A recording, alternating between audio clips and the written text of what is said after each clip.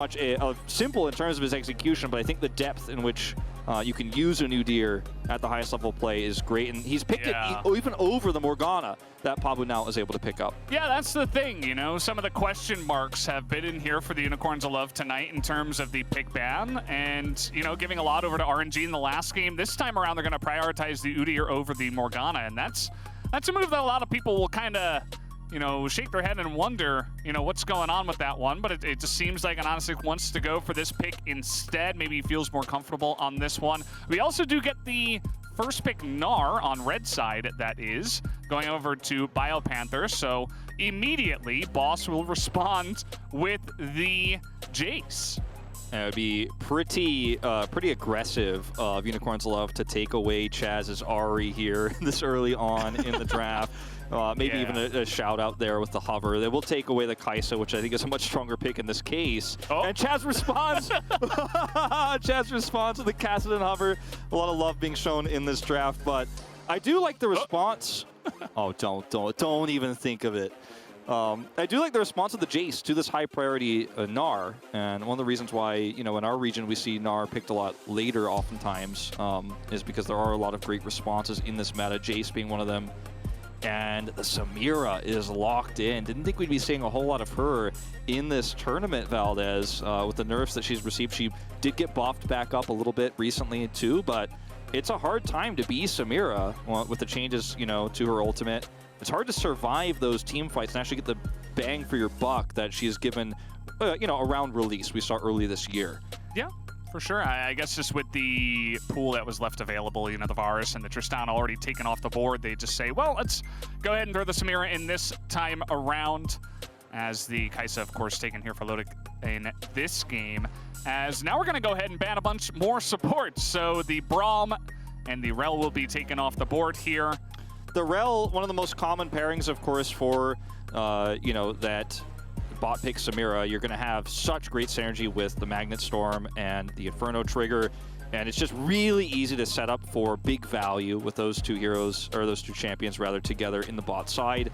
And when you have an oppressive stun like that, she's just very powerful in general with a composition like this that does want a team fight, right? You have the Gnar, you're looking for those really powerful engage 5v5s. You don't want something like a Rel to be able to make that all the easier. And we'll see the Nautilus ban to follow. Yeah, and it's pretty interesting because Decoy definitely known as a support that he loves to play engage supports, but a lot of them are already taken off the board, right? So what are we left with here? We have the Rakan, right? But we haven't really seen too much of him in this tournament for a pretty good reason. They're hovering the Swain, and now the Galio. I think the Galio actually might not be too bad of a choice, but actually there is the Rakan. So Decoy this time around gonna be hopping back on the Rakan. He was actually 3-0 in the LCO, so bringing out a pick that he hasn't lost on just yet. That's a really strong pick for Decoy, but I do have concerns about how well it's going to be able to function around some of these objective fights, right? In our last game for Unicorns of Love, they didn't really get to play any of those objective fights on their terms because they were, of course, just so outclassed by RNG.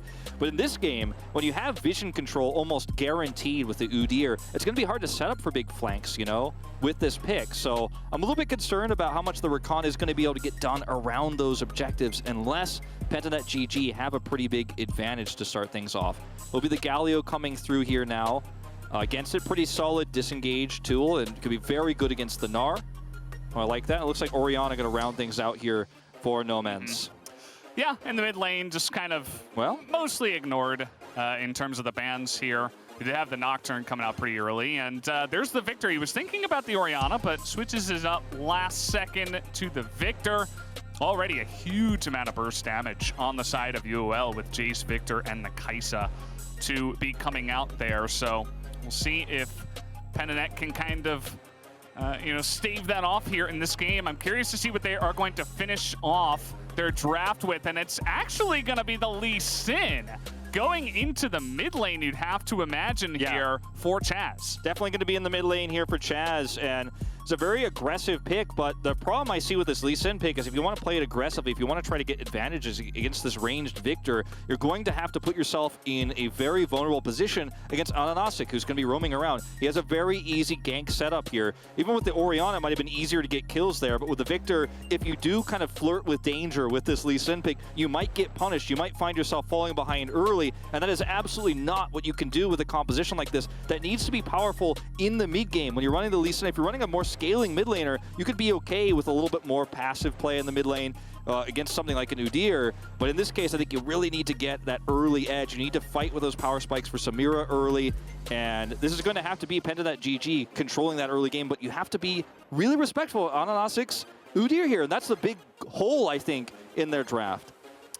Yeah, it'll be interesting to see. As you mentioned, you know, it's not the safest kind of pick to come out here, as you see the eyes are given there through the sunglasses between the coaches. But yeah, it'll be interesting to see if they can actually pilot it this time around with the Lee Sin into the mid lane. Love this meta, at least. The fact that we can get Lee Sins in the mid lane. I'm kind of sick of Viktor versus Orianna every game. So to be honest, you know, regardless of how this does turn out, it should be pretty entertaining to see if Chazz can kind of hold his own there on a very volatile mid pick.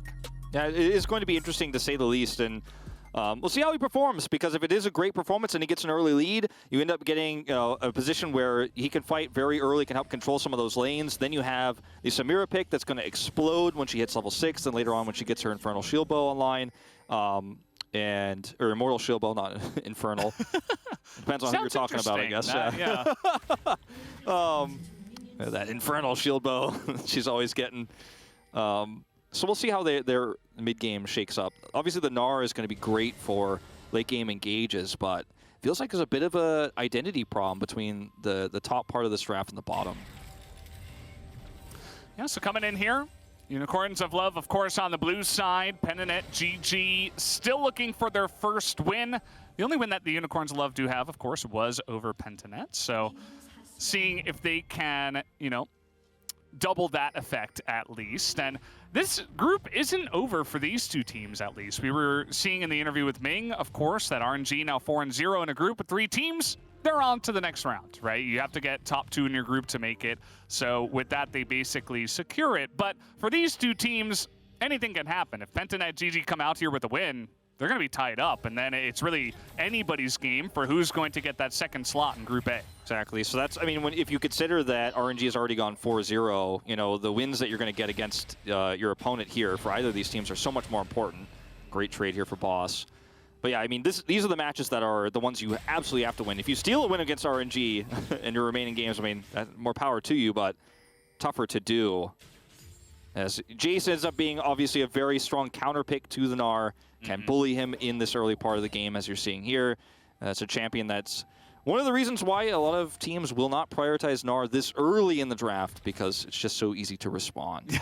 I mean, you and I as LCK casters, we didn't see a lot of, you know, first pick Gnars. There were some teams that would do it when they were very confident in their top laner to play in certain matchups. But we have so many powerful carry top laners that can be a little bit risky in our region, at least. And you see that Biopanther tries to pull it out already. Boss, obviously a great laner in his own right, is looking to put on the pressure, as he should in this matchup.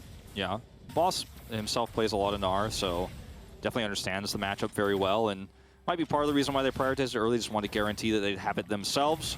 But obviously, you pay the price, you know, in terms of this early game matchup in the lane. And, you know, in terms of clear speed in the jungle, you know, very few can actually... Oh, Chazz.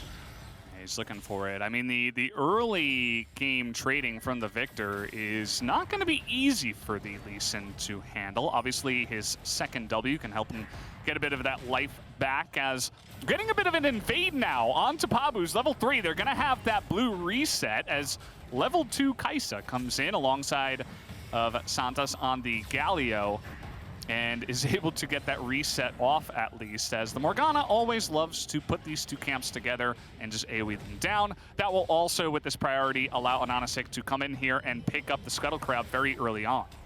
Forcing Decoy to dash away there, and not only get a ton of value out of this, just the Scuttle Crab. It could have been much worse for Pentanet GG. They handled it pretty well. And this is where I'm talking about where you don't want to be as Chazz. This is a great route, though, because otherwise you're in an insane danger zone, right? Like, Pabu has to be nearby. But if you're being aggressive like this against an Udyr, you can be punished very, very easily. So Pabu kind of has to babysit now for just a moment. And very well played. Yeah.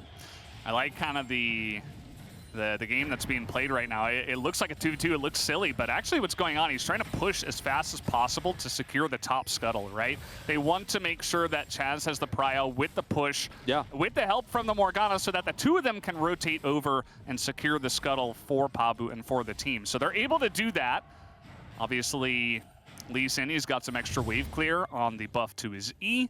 Couple of extra seconds on that one, and so they're able to push in that lane very fast and secure that for Pentanet.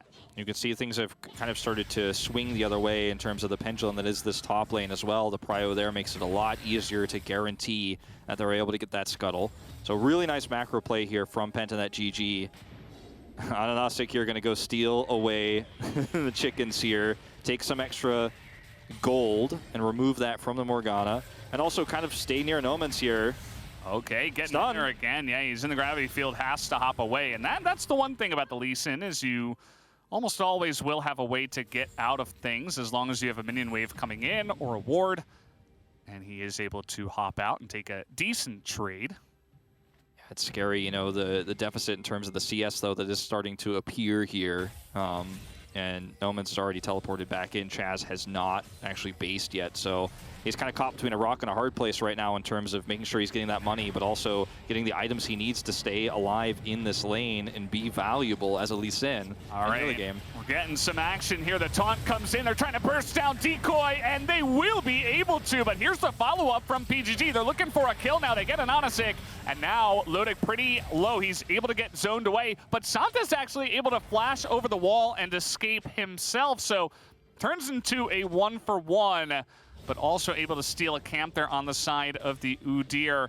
Not so bad at the end of the day. Yeah, not so bad indeed. And you can look at the level lead here as Nomanz actually hitting 6 first. He's just been untouched here in this mid lane. And even though it's a 1-for-1 trade, it could have been much worse for Pentanet GG. I feel like the growing issue is going to be this Viktor that ends up scaling up so well. Take a look at this new Axe Effect replay and how this all breaks down. AHaHaCiK just barely gets taken out here by Praedyth.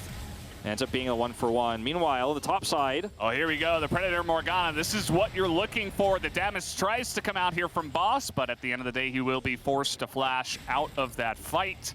Nice little gank timing there from Pabu, but this does mean that immediately the Udyr, who's got at least his chickens cleared, will just run towards that Infernal Drake and look to take this down very early. Yeah, there's just nothing that Pentanet GG can do about this at this stage. You know, right now, Praedyth went back, so it's going to be a flash for a Drake, and the longer the game goes on, obviously the Drake is going to be more valuable.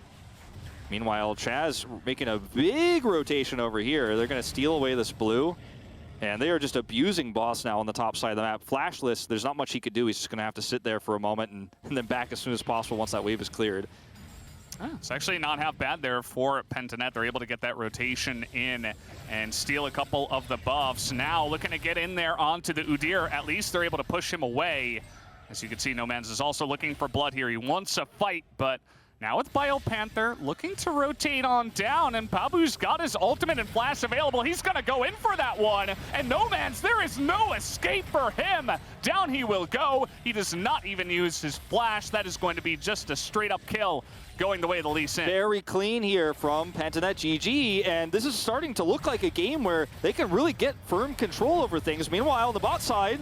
Okay, able to get the blocker up there and deny any further damage. Praedyth really getting a little bit spicy himself as well, down in the bottom side, trying to force a trade. Yeah, he's got level 6 now, so those trades become a lot more scary on the side of Unicorns of Love. But, you know, something that we haven't really talked about too much, it's really come into play here, is how well Pabu has been able to stay around the mid lane and some of those vulnerable moments where it feels like maybe AHaHaCiK is actually going to get the upper hand. Just hasn't been the case because Pabu has been here, right time, right place, every single moment where things look dicey. In this case, Biopanther is rotated all the way down. They're going to end up getting a kill, but Pentanet GG have used the fact that Pabu's got the spell shield to make Chazz virtually invincible in a lot of these exchanges. It's kind of a weird interaction you don't normally get with junglers. They have that extra shield, they have the ability to stop that CC, and the Udyr pick just doesn't feel as threatening as long as he's aware and is hovering in that mid lane, which he's been doing a great job of. Yeah, the positioning of the flash as well, just to separate the two of them and force an AHaHaCiK to back away. I mean, he couldn't run in there, especially 2v3, so good vision control in the top river and a fantastic look and play there from Pabu.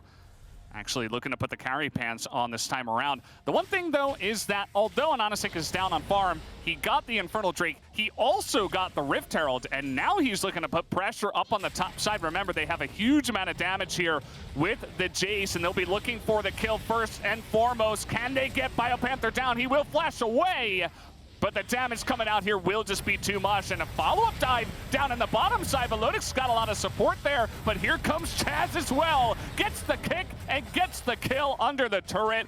4-on-2, no escape for the Kaisa.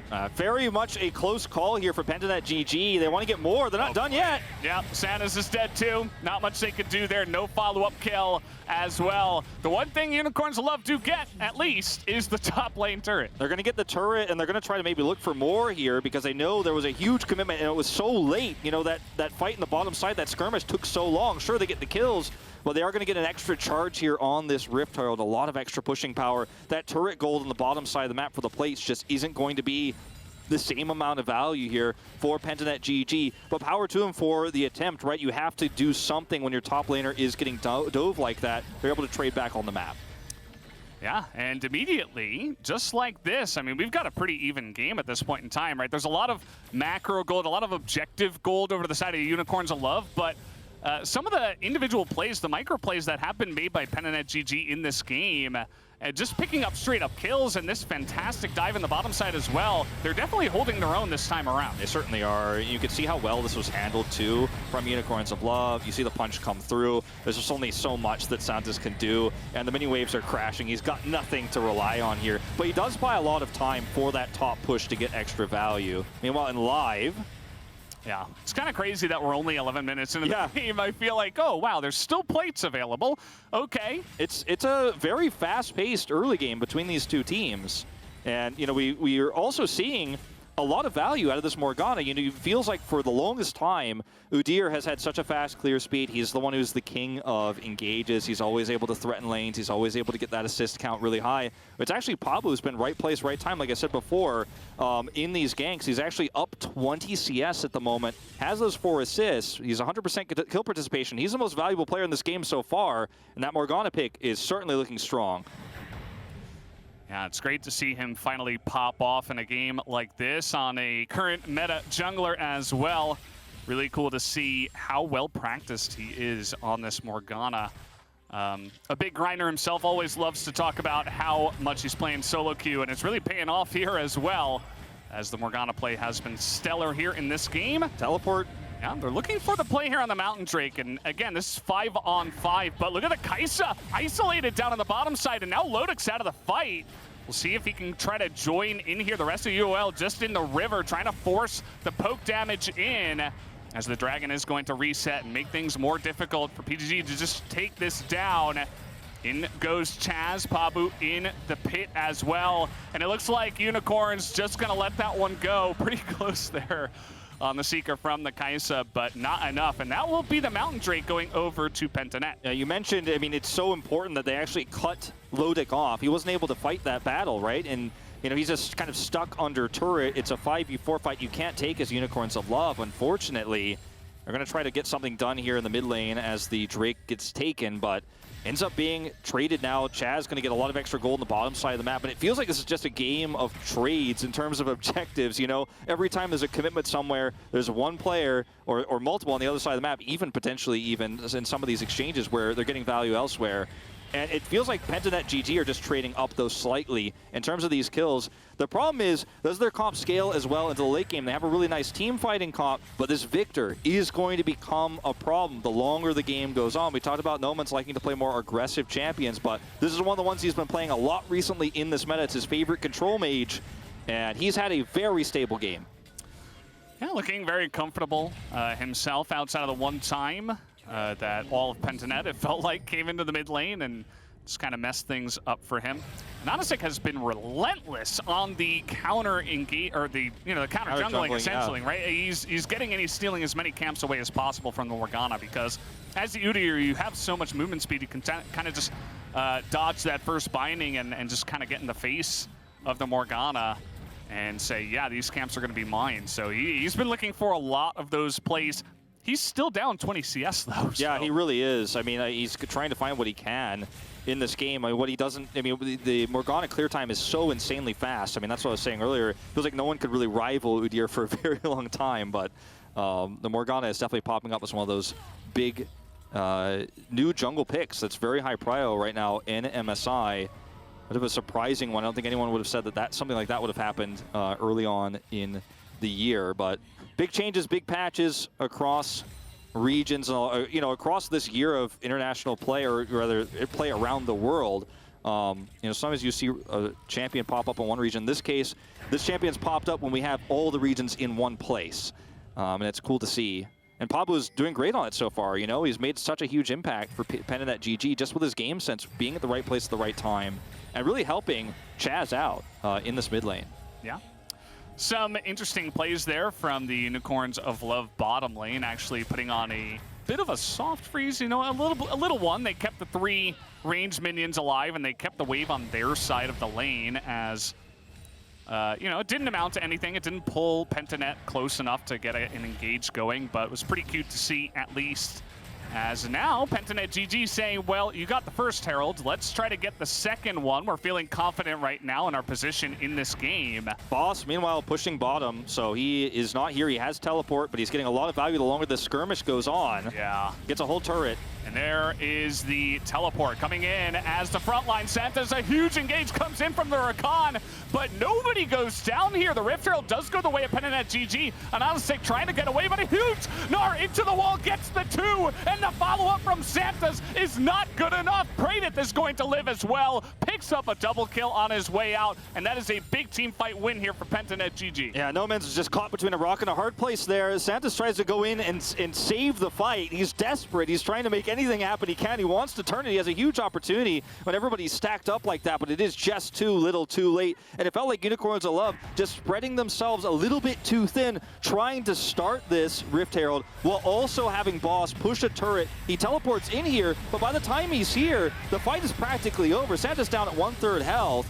And you can see Nomanz gets the pushback, but the rest of Unicorns of Left have gone to the left of this wall. There's just no way they can rejoin. The Gnar ult is pulled perfect, and there's just no way for this fight to be turned around. Santas tries his best, okay, to turn it, but it's not going to happen.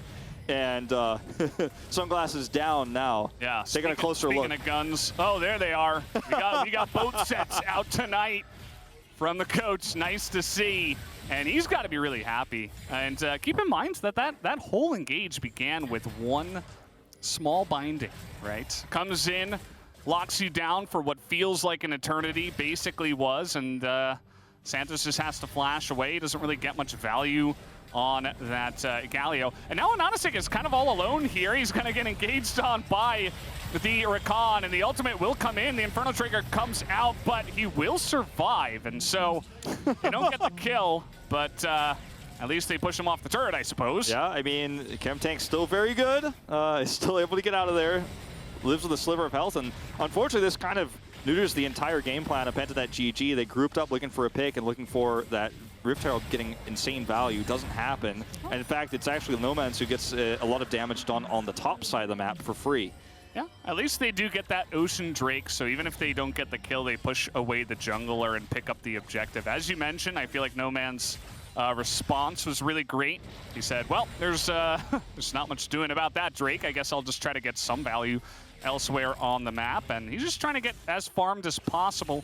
But you can see the enemy mid laner at this moment in time has a bounty. He's 3-0-3, and this Lee Sin is getting pretty scary in this game as well. Yeah, I mean, Lee Sin later on in the game is going to be very terrifying in terms of what he can do well, on a flank, or if he can isolate a target, right? Somebody gets bound or caught by Gnar, you know, Lee Sin can kick them away. You can get a burst kill almost instantly on basically anybody who is on this side of Unicorns of Love, right? Anybody who gets caught with that amount of CC.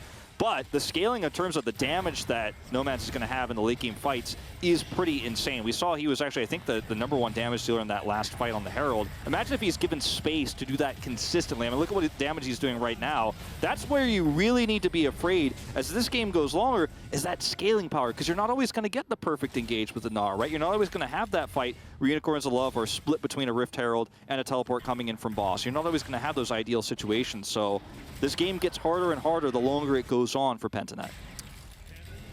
Yeah, we'll see if they can use the carry power they've got in their pockets so far to make something happen as Chazz is trying to get in there and Boss just shuts him down. Just like that, picks up the extra gold and sits him down on the bench, says, you cannot kill me, I don't care how fed you are. Yeah, that was definitely an exchange that you don't like to see if you're a fan of Chazz. You know, ends up looking like maybe he can just 100-0 there, but it's not going to happen. Boss trades it back. You could see Boss on camera there for just a moment, almost looked puzzled. The fact that would happen, very calm and collected after he gets the kill. Pabu, nice route there. Should get him out of here. Not necessarily going to save his blue. He's going to need teammates for that. He's got that Predator rolling, but he's not able to move in and get the smite down. Actually, it was on cooldown for another 2 seconds. So, again, this is kind of the never-ending onslaught right now from the UOL jungler, as now they're trying to actually just kill Pabu here. He doesn't even have a stopwatch, so he has to flash away from that one. And that is going to be another nice win there, at least for the mid and jungle duo from Unicorns of Love. Yeah, I mean, getting a flash like that is actually pretty huge. We're going to watch this fight once again. Both level 12, they take the blast plant together, but you can see Boss just has way too much burst between the two forms. Yeah, just a miscalculation there from Chazz. Yeah, I mean, you can see his items, and I would assume they were finished at that time of the fight. I mean, it's Eclipse and the Mana Moon. You're going to burst down anybody, and you take a look at the items of the Lee Sin, he's got no armor. No armor. It's basically a wet piece of toilet paper in that fight, and it kind of looked that way by the end of it. Even though he does a nice amount of damage himself, it's not quite the same. Yeah, I mean, it's just unfortunately what the Eclipse is going to do for you in that situation. And I'm starting to be a little bit concerned about, you know, some of the tools that Pentanet GG are going to need to use to set up for potentially picks in this fight, right? Like, the longer the fight goes on, as long as Nomanz is alive and able to do damage, as long as Boss is able to poke and chip away, it looks like the team fights should favor them unless there's a great engage, unless you see that binding, which is going to be harder to pull off now that Pabu doesn't have flash, unless you see that really great Gnar ult coming through or a wallop into the wall. There are ways where this goes well for Penta GG, but it's going to have to, a lot of it rely on vision control, and that's so difficult to make happen against the Udyr. He's actually down in vision score right now in this game by 10.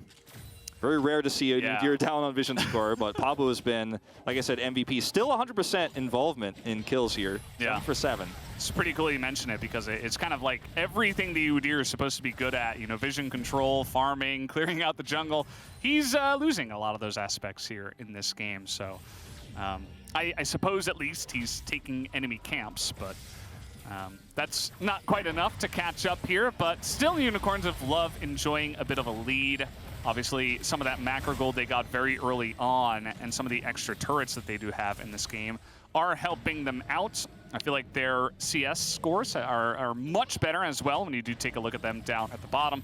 Yeah. So they have been able to shore up a lot of that gold. Pabu going to eat a huge amount of damage here. He does have a stopwatch now, which is actually huge for how he can engage with his ultimate. Obviously looking for bindings too, in a little bit more vulnerable locations without a flash. I think it's a huge pickup for him.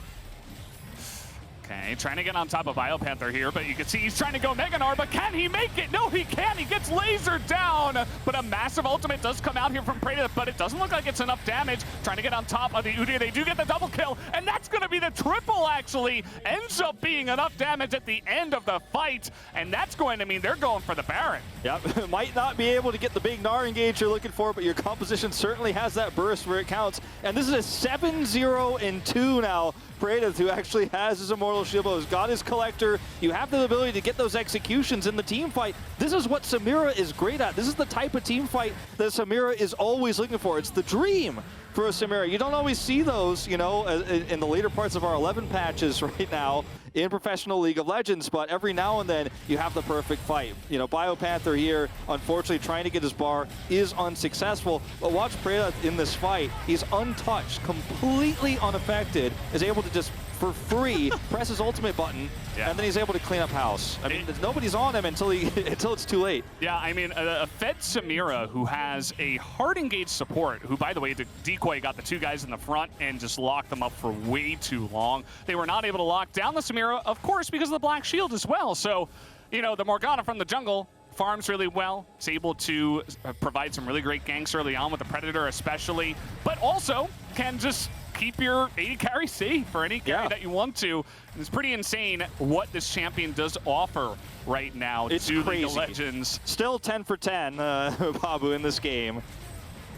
This is looking, I mean, it's looking more and more doable by the look of things for PGG at every moment. You know, I didn't trust that this composition would be able to fight correctly in some of these straight up 5v5s. Yeah. So we're going to go into our Red Bull power play here, Red Bull Baron power play, that is to say.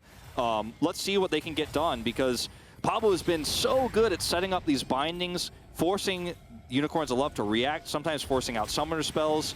And here he is again, you know, with relative impunity, tossing out these bindings. You get one of those, you get a pick, and then suddenly the whole game's opened up when you have this Baron. Yeah, I love how Penta and GG come into this fight, and they're down 0-3, but it doesn't matter. They're playing so confidently, and I love how well they've been able to transition from the early to mid game. They're making use of this mid game power spike, as you mentioned, and 7-0-2 Samira, Praedyth is having a crazy pop-off game right now. This is the competition we wanted from Group A, and we are getting it out of them, as the ultimate does come out onto an AHaHaCiK, but they're very deep into the jungle, and Boss, kind of the boss of his team right now, is going to escort them out of the jungle. Yeah, it looks a little bit awkward there. Pabu saw an opportunity to try to ult, but unfortunately Biopanther and Chazz are not here. You're not going to want to take that fight there, isolated as 3. So he flashes. Again, you know, last time he used his flash, I thought, okay, well, it's going to limit his options, but he's still been where he needs to be at every single time. So he's becoming a lot more survivable with this build that he's going for. He's going to have his Zonias eventually, which is going to be really strong, obviously, for some of the engages. And it feels like with this player, he's got such a good sense of where to be and when the fight is going to happen and where he can set up for these bindings. He's always on the cusp of getting caught, getting picked, but he's tossing the bindings out, gets away safe. In this case, even flashes away. And yeah, it was a misplay, and he does lose his flash, but that kind of proactive play is maybe going to win you this game if you're Penta that GG, 10 for 10. On the assists, and this Baron fades away. Unicorns of Love grouping up.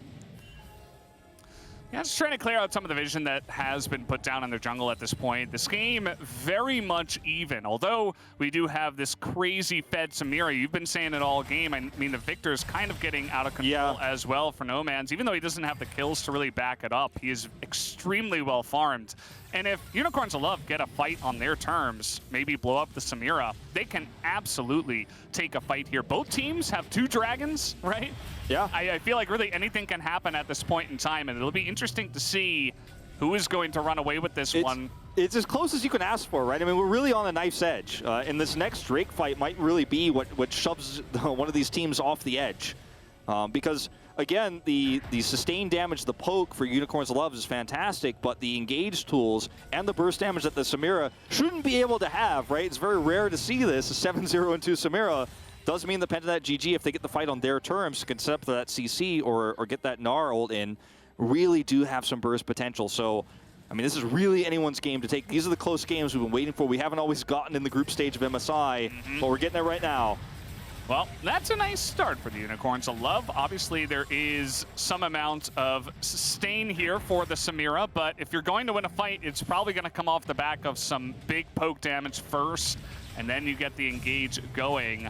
As they find Nomanz on the bottom side, the Galio ultimate is going to help out quite a lot, but down will go the Viktor, and just like that, one of the most fed members on the side of Unicorns of Love goes down without much of a fight, and that will be the Dragon going over to Pentanet, you would have to imagine. Yeah, you cannot fight without your Viktor. I mean, he is going to be the major source of damage. He's who Pentanet GG target down and eliminate early on, I mean, how Viktor is played at the highest level, you're often walking a tightrope because you want to maximize your damage, but you have to position yourself for maximum safety too.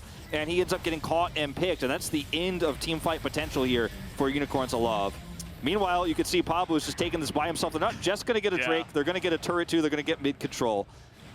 Yeah, it's really great to see, and I mean, you look at the battlefield that was just spot there. There's only vision for Pentanet. There's nothing for the side of Unicorns. So as you mentioned, you kind of got to be careful when you are running through some of that vision where you're not sure if the enemy does have that vision. Nomanz immediately going to teleport to the top lane. Yeah, they want to push this hard. They're all grouped up, and they know that this is a timing where Pentanet want to back and reset. So it actually ends up working out really nicely. Potentially it could if they are able to push this further, but Pentanet do respond here. And, you know, for Unicorns of Love, you're in a really tough spot because now Pentanet GG have the soul point, so they can obviously get the next Drake to finish the soul. You have to take that fight. You can't let that go anymore. They have map control very strongly. Look at the wards across the map right now. And, you know, you're in a situation where you're constantly getting picked. Players are getting caught, and, you know, stuff like this is very risky given the circumstances. You end up getting caught here as Nomanz, and that might actually cost you the game. So you have to play passively. And Pentanet GG are very much happy to sit back and wait for that next objective. Might just be the Baron fight we're looking at here for them. If they take that swimmingly, it might just be the game. And the Baron comes up here, and I thought maybe Unicorns would have done something crazy and run at it, but not going to go for that just yet. Just going to sit here in the mid lane, potentially look for some picks. And you look at the tools that they have in their toolkit here, the champions that they did bring into this fight. I mean, you think about the Galio, and it's like, yeah, I mean, he's got some potential for engage, the Udyr as well, but it's a couple of champions that just need to run straight at you and kind of make it happen unless you get a crazy Galio play from out of vision. But as you mentioned, they don't really have vision control right now. Udyr's not just going to run at you and get an engage going. So it does feel like the ball is in Pentanet GG's court, and they're doing a great job with it. It's really, really nice to see them play from ahead because we haven't really got to see that too much so far here in this MSI, and I'm liking what I'm seeing so far. Yeah, I think it was, oh, hold that thought, Biopanther out in the middle of nowhere. Trying to make this engage. They're really trying to force that engage. They are going to get the flash out of Boss, but that is just about it. This is the fight you want. Yeah, okay, trying to get the flash down now. Again, this is how they have to engage, but the sun does come down onto the Gnar. And now Pabu trying to make the play in that backline. They take down Boss, and Praedyth is just so massive. Does crazy amount of damage in that backline. And there is no way for anybody on the side of Unicorns of Love to take him down. What a tough day of League of Legends for Unicorns of Love. I mean, they saw blood in the water. They saw an opportunity. They went for it. And it was a really nice stopwatch there from Pabu. He goes golden. He survives. The damage output for Praedyth is just too much at this stage of the game. And it looks like Unicorns of Love are going to go 0-2 on the day here. And this group just got a whole lot more interesting. They're both going to be tied up 1-3. And Valdes, this is our closest game so far here of the night. I'm hoping for more. But what a fantastic performance from Pabu in the jungle. 15 for 15 on the kills there, 100% involvement. And this was the kind of game you're looking for if you're an LCO fan. Really great to see that they finally kind of turned things around. And you should be extremely happy if you are a Pentanet GG fan. I thought that, although some moments in the early game were a little bit shaky, they were able to really solidify there in that mid game. As you were pointing out, Wolf,